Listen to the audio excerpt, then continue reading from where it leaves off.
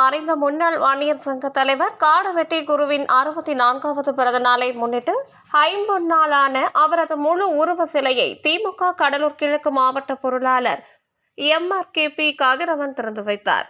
அரியலூர் மாவட்டம் ஜெயங்கொண்டம் அருகே காடுவெட்டி கிராமத்தில் மறைந்த முன்னாள் வன்னியர் சங்க தலைவரும் முன்னாள் பாமக சட்டமன்ற உறுப்பினருமான காடுவெட்டி குருவின் 64வது பிறந்த நாளை முன்னிட்டு ஐம்பொன்னாள் ஆன முழு உருவ சிலையை திமுக கடலூர் கிழக்கு மாவட்ட பொருளாளர் MRKP கதிரவன் திறந்து வைத்தார்.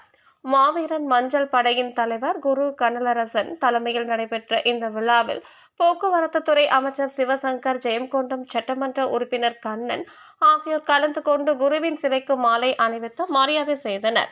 இதில் பாரதிய ஜனதா கட்சியின் அரியலூர் மாவட்ட தலைவர் மருத்துவர் பரமேஸ்வரி, புலிப்படை தலைவர் சிற்றரசு, வள்ளுவர் மணி உள்ளிட்ட பல்வேறு அரசியல் கட்சி தலைவர்கள் மற்றும் சமூக அமைப்பு தலைவர்கள் பலர் கலந்து கொண்டு மரியாதை செய்தனர்.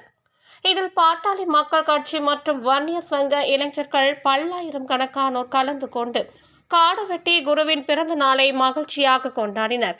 தமிழ் நேஷனல் செய்திக்காக அரியலூரில் இருந்து வேல்முருகன்.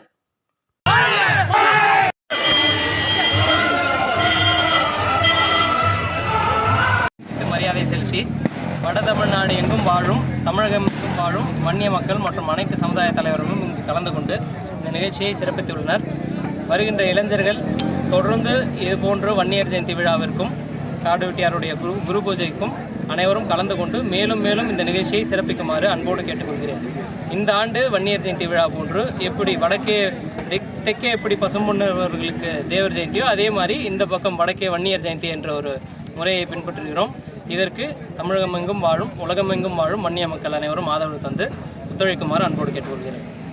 செய்திகளை உடனுக்குடன் தெரிந்து கொள்ள தமிழ் நேஷனல் நியூஸ் சேனலை சப்ஸ்கிரைப் செய்யுங்கள் மற்றும் பெல் பட்டனை அழுத்தி விடுங்கள்.